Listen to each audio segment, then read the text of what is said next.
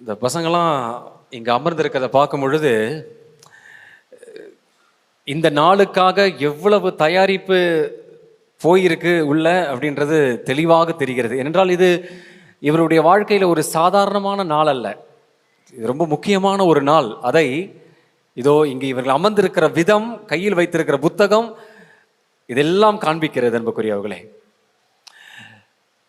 சில ஆண்டுகளுக்கு முன்பு அமேசான் காடுகளை பற்றிய ஒரு குறும்படம் பார்க்க, ஒரு டாக்குமெண்ட்ரி பார்க்க எனக்கு ஒரு வாய்ப்பு கிடைத்தது. அந்த குறும்படத்திலே அந்த அமேசான் காடுகளில் இருக்கிற ஒரு பழங்குடியினரை பற்றி காண்பிக்கிறாங்க.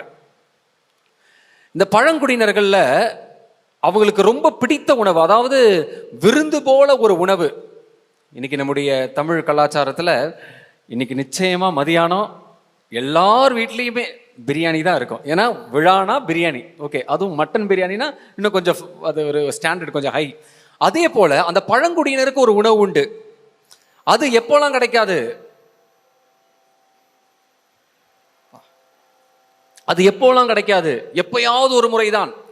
அப்போ அந்த உணவை அவர்கள் உண்பதை பற்றிய அந்த ஒரு குறும்படம். அந்த உணவு என்னன்னா அன்புக்குரியவர்களே, வேற ஒன்றும் இல்லை, ஹனி, தேன். ஆனால் இந்த பிரச்சனை என்ன தெரியுங்களா, இந்த தேனி அந்த தேன் கூட்டை எங்க கட்டும் என்றால் அந்த அமேசான் காடுகளிலே 100 அடி உயரம் உள்ள ஒரு மரத்தின் மேலுதான் கட்டும். அப்போ அது எவ்வளவு கஷ்டம்னு பாருங்க. அதனாலதான் அது எளிதாக கிடைப்பதில்லை. அப்போ அந்த குடும்பத்தில் இருக்கிற தந்தை என்ன செய்கிறார், அங்க இருக்கிற அந்த காடுகளில் இருக்கிற இலைகளிலே செய்யப்பட்ட ஒரு கூடை, அந்த கூடையை அந்த காடுகளில் இருக்கிற சில கொடிகளை எடுத்து கயிறு போல பின்னி அதை சுற்றி கொண்டு அவர் அந்த மரத்தை ஏறுகிறார். மனைவியும் பிள்ளைகளும் மரத்து கீழே நிற்கிறாங்க. கொஞ்சம் கொஞ்சமா 100 அடி மரம், யோசிங்க, அப்படியே டாக்குமெண்ட்ரியில காமிச்சிட்டே இருக்காங்க. பிடிச்சு பிடிச்சு ஏறுறார். ஒன்றும் இல்லை, வழுக்கி விழுந்தா முடிஞ்சிருச்சு, அவ்வளோதான். ஏறி போயிட்டே இருக்கிறார். இவங்க பார்க்குறாங்க, அதுக்கு மேலே ஒரு தருணத்துக்கு மேலே பார்க்க முடியாது. ஏன்னா 100 அடி இல்லை, எங்கேயோ மேலே இருக்கிறார். அவர் போயாச்சு. அவர் அங்கே ரீச் ஆன உடனே அவர் ஒரு கிளை மீது நடந்து போனோம். ஏன்னா அந்த கிளையில் தான் இந்த கூடு தொங்கிக் கொண்டிருக்கும். அப்போ அந்த 100 அடி மரம் ஏறி ஒரு கிளையில உட்கார்ந்து கொஞ்சம் கொஞ்சமா அந்த தேனி இருக்கிற அந்த கூட்டுக்கு பக்கத்துல போய் உட்கார்றாரு. இப்போ அன்புக்குரியவர்களே, அந்த கூடையிலிருந்து புகைந்து கொண்டிருக்கிற காய்ந்த ஒரு இலையை எடுத்து அந்த கூண்டின் அருகிலே காண்பிக்கிறார், அந்த கூட்டுகளை காமிக்கிறார். கொஞ்சமா புகை வருது, அதுல அந்த தேனீக்கள் எல்லாம் அப்படியே கலைந்து போகிறது. உடனே இவர் என்ன செய்கிறார், தன்னிடம் இருக்கிற கத்தியை கொண்டு அந்த தேனி கூட்டை அறுத்து அதை அந்த கூடையில் வைத்து கீழே கொண்டு வரைக்கவும் காத்தில்லை, மேலிருந்தே அந்த கொடியில் செய்யப்பட்ட கயிறை போன்று வைத்து கொண்டு அவர் அப்படியே கீழே இறக்குறாரு. இறக்க இறக்க வந்துகிட்டே இருக்கு, அதையும் அப்படியே காமிக்கிறாங்க. கீழே வந்த உடனே மனைவியும் பிள்ளைகளும் அப்படியே எடுத்து அந்த தேன் ஃப்ரெஷ்ஷா இருக்கிற அந்த ஹனியை அப்படியே கடிச்சு சாப்பிட்றாங்க. இவர் கொஞ்சம் கொஞ்சமா கீழே இறங்கி வரார். அதுக்குள்ள இங்க சாப்பிட்டுக்கிட்டே இருக்கிறாங்க. அவருக்கு அவ்வளவு சந்தோஷம், சிரிப்போட வரார். அவர் அது வரைக்கும் முகத்தை காமிக்கலைங்க. அவர் கீழே இறங்கின உடனே கேமரா அவர் முகத்துக்கு போகுது. முகத்தை பார்த்தா அவர் அந்த மரம் ஏறிய மனிதராகவே தெரியவில்லை. ஏன் தெரியுங்களா, மேலிருந்த தேனீக்கள் எல்லாம் அவரை கொத்தி முகமெல்லாம் வீங்கி, உதடெல்லாம் வீங்கி, முகமே ஒரு தினசா மாறிடுச்சு. எனக்கு உண்மையை சொல்ல வேண்டும் என்றால் அதை பார்த்த உடனே கண்களில் கண்ணீர் வந்து விட்டது. ஒரு அப்பா தன்னுடைய பிள்ளைகளுக்கு அந்த உணவை கொடுக்க வேண்டும் என்பதற்காக தேனீக்கள் கொத்தினாலும் பரவாயில்ல, அவர் சிரிக்கிறாரு. மனைவியும் பிள்ளைகளும் அந்த உணவை சந்தோஷமா உண்றதை பார்த்து அவர் சிரிக்கிறாரு. ஆனா பார்க்கிறவங்களுக்கு சிரிப்பே வராது. ஏன்னா அந்த மனிதனுடைய முகம் அப்படி இருந்தது. அன்புக்குரியவர்களே, நற்கருணையை நினைக்கும் போதெல்லாம் எனக்கு இந்த கதை ஞாபகம் வரும். ஏன்னா நமக்கும் அப்படிதான் உணவு கிடைச்சிருக்கிறது. ஆண்டவர் இயேசு கிறிஸ்துவும் ஒரு மரம் ஏறினார். அந்த மரத்திலே தேனீக்கள் அல்ல, ஆணிகள் அவரை துளைத்தது. ரத்தம் பீறிட்டு வெளியே வந்தது. தன் உடலையும் ரத்தத்தையும் உயிரையுமே அங்க கொடுத்து அவரையே நமக்கு நற்கருணை இன்று உணவாக கொடுத்திருக்கின்றார். ஒவ்வொரு முறையும் நாம் நற்கருணை வாங்கும் பொழுது அவர் மரத்தில் இருந்து நம்மை பார்த்து கொண்டிருக்கிறார். இப்படித்தான் நமக்கு இந்த உணவு கிடைத்திருக்கிறது. இது அப்பாவிடமிருந்து கிடைத்த உணவு. இது யாருக்கும் கிடைக்காத உணவு. கத்தோலிக்க கிறிஸ்தவர்களுக்கு மட்டும், இந்த உலகத்திலேயே கடவுளுடைய சதையையும் ரத்தத்தையும் உண்டு குடித்து வாழும் ஒரே மக்கள் இனம் கத்தோலிக்க கிறிஸ்தவ மக்கள் இனம். நீங்க எதுக்கு கத்தோலிக்கராக இருக்கிறீங்க அப்படின்னு கேட்டா ஒன்னே ஒண்ணுக்காக இருங்க போதும். ஆயர் நல்லா இருக்கிறாரா, குருக்கள் நல்லா இருக்கிறாரா, பங்கு நல்லா இருக்கிறா, திருச்சபை நல்லா இருக்கா, அதை பத்தி கவலை வேண்டாம். ஒரே ஒரு காரணத்துக்காக நான் சாகும் வரை கத்தோலிக்கனாக இருப்பேன். என் இயேசுவின் உடலும் இரத்தமும் எனக்கு இந்த திருச்சபையில் மட்டும்தான் கிடைக்கும். ஆகவே அன்புக்குரியவர்களே, அப்பேற்பட்ட அவருடைய அன்பின் பொக்கிஷமான இந்த உணவை இன்று நம்முடைய பங்கிலே பல மாதங்களாக தயாரித்து தங்களையே ஒரு ஏற்புடைய நிலைக்கு கொண்டு வந்திருக்கிற இந்த பிள்ளைகளுக்கு ஆண்டவர் கொடுக்கிறார். விண்ணக தந்தை கொடுக்கிறார். தன்னுடைய மகனுடைய சதையை இன்று கொடுக்க இருக்கிறார், ரத்தத்தை கொடுக்க இருக்கிறார்.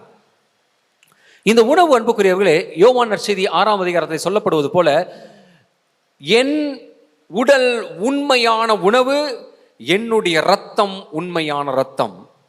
இது ஆண்டவர் சொன்ன வார்த்தை என்புக்குரியவர்களே. உண்மை என்று சொன்னார். இன்றும் அந்த உண்மையை நிரூபித்துக் கொண்டிருக்கிறார். அநேக நற்கருணை அற்புதங்கள் மூலம் நிரூபித்துக் கொண்டிருக்கிறார். போன தவ காலத்துல இந்தியாவில் திமாப்பூர் டயசிஸ், நாகாலாந்துல ஒரு நற்கருணை அற்புதம் நடந்தது. நிறைய பேர் படிச்சிருப்பீங்கன்னு நினைக்கிறேன். பேப்பர்ல வந்துச்சு, யூடியூப்லலாம் நீங்க பார்த்துருப்பீங்க. ஒரு சகோதரி தன்னுடைய தோழி, ஒரு ஃப்ரெண்டை மாசு கூட்டு வந்திருக்கிறாங்க. அவங்க ஃப்ரெண்டு கத்தோலிக்க கிறிஸ்தவர் அல்ல, அவர் பேப்டிஸ்ட் சபையை சார்ந்தவர். அவங்களுக்கு கொடுப்பாங்க, ஆனா அது அடையாளம், இயேசுவின் உடல் அல்ல, அது அடையாளம், அவ்வளவுதான்.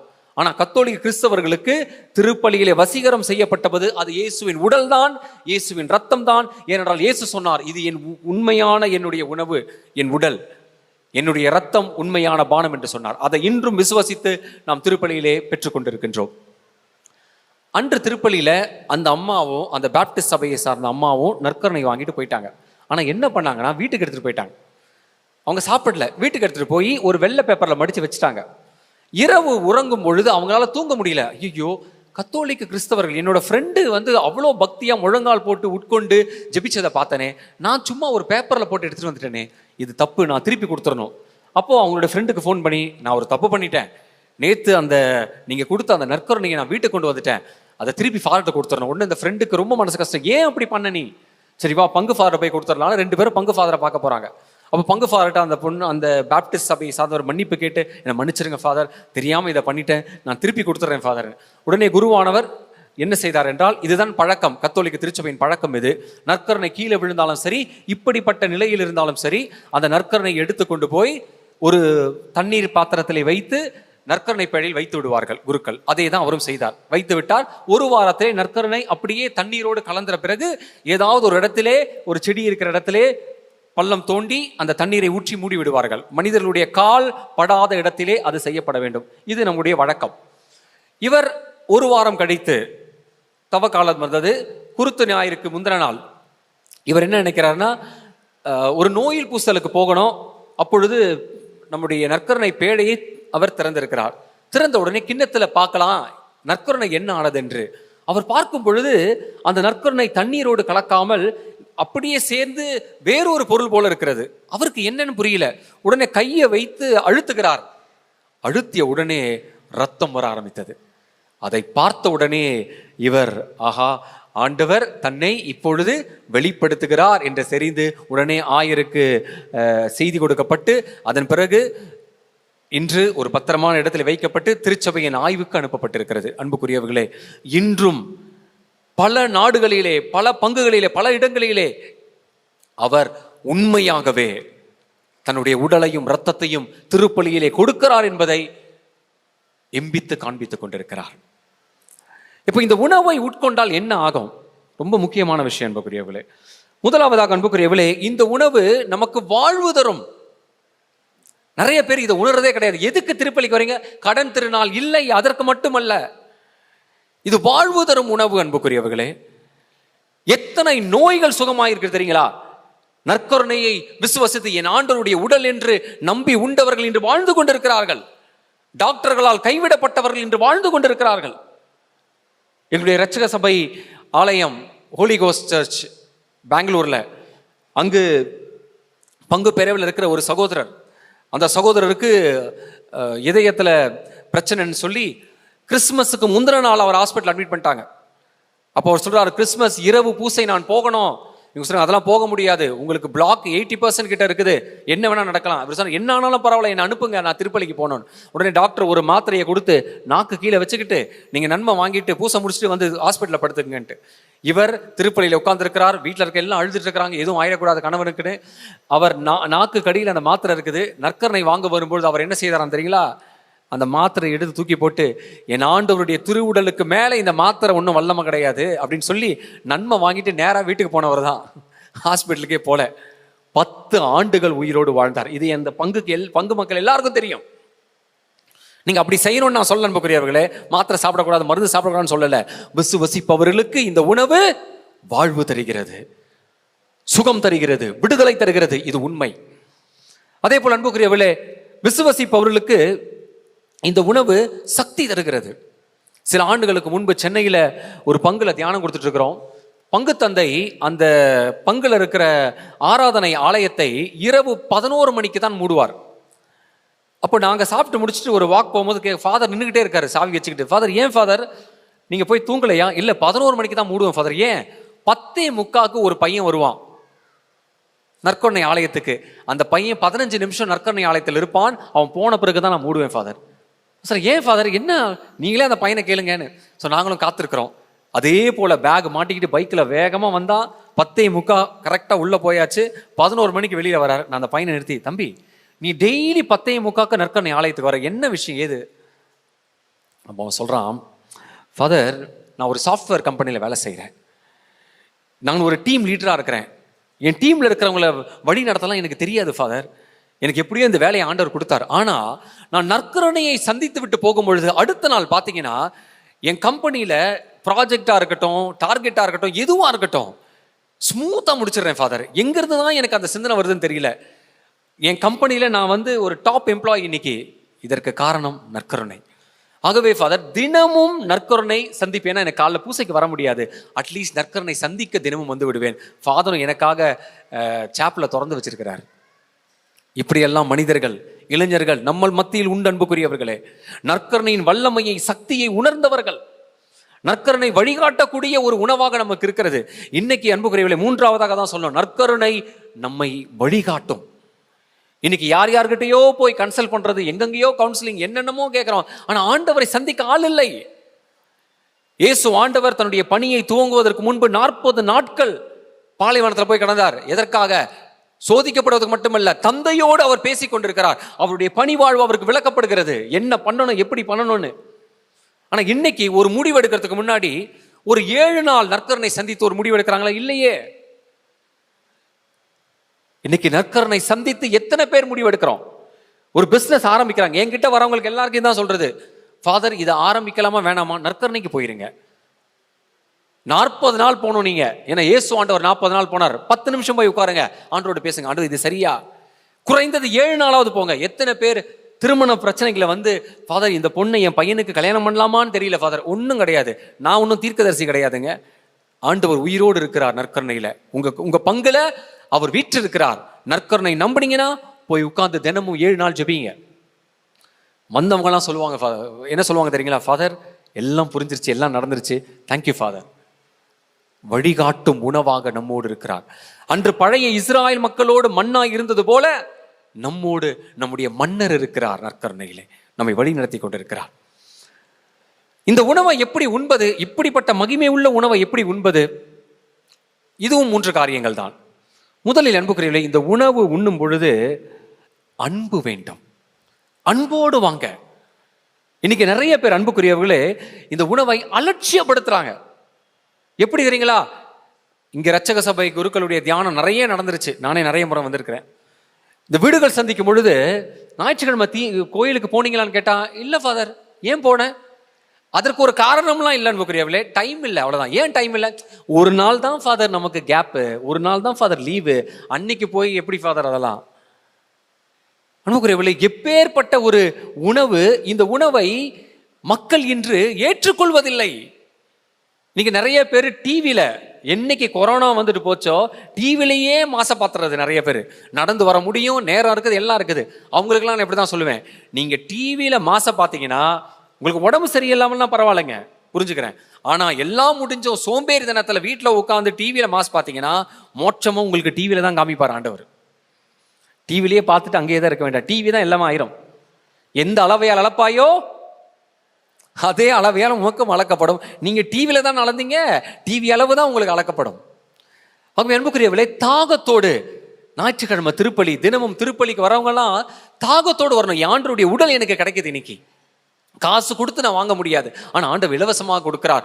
மரத்திலிருந்து கொடுக்கிறார், வேதனைப்பட்டு நமக்கு கொடுத்திருக்கிறார், ரத்தம் சிந்தி கொடுத்திருக்கிறார் என்று அந்த நற்கருணை உண்ணும் பொழுதெல்லாம் சிலுவையை கண்முன்பு வைத்து நீங்கள் நற்கருணை வாங்க வேண்டும். அப்படித்தான் உணவு நமக்கு கிடைச்சிருக்குது, அவருடைய உடல். இரண்டாவதாக அன்புக்குரியவர்களே, இந்த உணவில் உட்கொள்ளும் பொழுது ஒரு தெய்வ பயம் தேவை. பயம்னா கடவுள் நம்ம தண்டிச்சுவாரோ அதுக்காக கிடையாதுங்க. அது கடவுள் என்ற எண்ணத்தோடு அதை வாங்க வேண்டும். அது ரொம்ப முக்கியம். ஒரு தெய்வ பயத்தோடு வாங்க வேண்டும். ஒரு அம்மா பூசை முடிஞ்ச உடனே, ஞாயிற்றுக்கிழமை சாயந்தரம் பூசை முடிஞ்ச உடனே, ஃபாதர் என்ன தயவு செய்து பிளஸ் பண்ணுங்கன்னு. நான் பிளஸ் பண்ணும்போது அழுகுறாங்க. ஏமா அழுகுறீங்கன்னா, இல்லை ஃபாதர், இது எனக்கு 2வது திருப்பலி இன்னைக்கு ஞாயிற்றுக்கிழமை. நான் காலையில் திருப்பலியில் நற்கருணை வாங்கும் பொழுது ஏன் தவறோ சாமியார் தவறோ தெரியல ஃபாதர், நற்கருணை ஆண்டவர் கீழே விழுந்துட்டார். என்னால தாங்க முடியல ஃபாதர். குருவானவர் எடுத்து திருப்பி எனக்கு கொடுத்துட்டார், ஆனா என்னால ஆண்டவர் கீழே விழுந்துட்டாரு, என்னால நற்கருணை தரையில் விழுந்துச்சு, நாலு முழுக்க என்னால முடியல. இதோ சாயந்தர பூசைக்கு வந்து முழங்காலிலிருந்து நான் திருப்பலி பார்த்தேன் ஃபாதர். நற்கருணை 2வது முறையாக, ஆண்டவரே உமக்கு வலிச்சதுன்னா என்ன மன்னிச்சிருங்க ஆண்டவரே, உமக்கு எந்தாவது ஒரு வகையில் நான் மரியாதை குறைவாக நடந்ததா என்ன மன்னிச்சிருங்க ஆண்டவரேன்னு சொல்லி உட்கொண்டேன், எனக்கு ஒரு பிளஸ்ஸிங் கொடுங்க. நான் செய்தது தவறா ஃபாதர்? நான் சொன்னேன், இல்லைம்மா, ஆண்டவர் நிச்சயமாக இதை அவருடைய காயங்களுக்கெல்லாம் மருந்தாக ஏற்றுக்கொள்வார், நீங்க போங்க வீட்டுக்குன்னு சொன்னேன். ஒரு தெய்வ பயம், நற்கருணை உட்கொள்ளும் பொழுது ஒரு தெய்வ பயம் நிச்சயம் தேவை என்பதுக்குரியவர்களே. மூன்றாவதாக, இறுதியாக, இந்த நற்கருணை உட்கொள்ளும் பொழுது தூய்மை வேண்டும். இன்றைய 2வது வாசகத்துல 1 கொரிந்தியர் 11ஆம் அதிகாரம் நீங்க 23 31 32 வரை நீங்க வாசிச்சீங்கன்னா தெரியும். பவுல் இப்படியாக சொல்வார், ஆண்டவருடைய உடல் என்று உணராமல் எவரெல்லாம் உட்கொள்கிறார்களோ அவர்கள் எல்லாம் அவருடைய உடலுக்கும் இரத்தத்துக்கும் எதிராக குற்றம் புரிகிறார்கள். குற்றம் புரிகிறார்கள். இன்னைக்கு நற்கருணை வாங்கிட்டு வரும்போது எவ்வளவு பொறாமையோட, கோபத்தோட, வெறுப்போட. ஒரு பங்குல மரியாயின் சேனை மீட்டிங் நடக்குது பூசைக்கு முன்னாடி சாயந்தரம், சனிக்கிழமை சாயந்தரம். அந்த மரியாயின் சேனை மீட்டிங்ல செம்ம சண்டை. 6 மணிக்கு பூசை, 5:45 ஆரம்பிச்ச சண்டை போயிட்டே இருக்குது. 6 மணிக்கு மணி அடிச்சிட்டாங்க, சண்டை போடுறாங்க 2 பேரும். இங்கே பாரு, பூசை முடியட்டும், இங்கேயே வா, பூசை போயிட்டு இங்கேயே வா, வந்து இன்னைக்கு இருக்குது உனக்கு. எல்லாம் கலைஞ்சு பூசைக்கு போயிட்டாங்க. பூசை முடிஞ்சு வந்து திருப்பி சண்டை. கிறிஸ்துவில் அன்புக்குரியவர்களே, நம்ம என்ன மனசோடு வந்து ஆண்டவரை உட்கொள்றோம், எதற்காக வருகிறோம், எப்படி உட்கொள்றோம், இதை நாம் சிந்திக்கவில்லை என்றால், இவர் இலவசமாக நமக்கு கொடுக்கிறார் என்பதற்காக இவரை சாதாரணமாக எடுத்துட வேண்டாம். ஒரு நாள் வரும், நிற்க வைத்து கேள்வி கேட்கப்படும். இலவசமாக அவருடைய உடல் நமக்கு கொடுக்கப்பட்டது. இதை உணர்ந்தவர்களாக இதோ இன்று இந்த திருப்பலியில இந்த நற்கருணை உட்கொள்ளும் இந்த சிறு பிள்ளைகள் ஆண்டவருடைய பிரசன்னத்தால் நிரப்பப்படும் என்று சிறப்பாக ஜெபிப்போம். ஆமென்.